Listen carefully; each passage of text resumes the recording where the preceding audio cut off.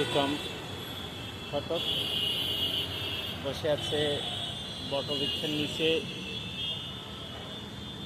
ব্যর্থ মনোরথে।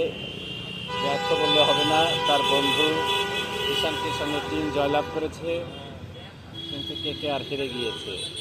ক্লাব হাউসের gate number 124, 41 and 5-12।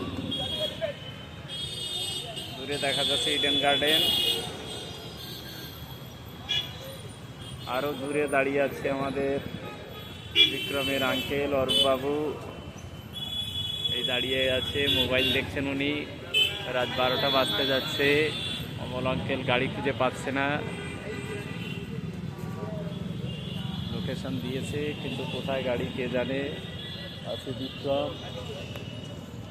Police medal,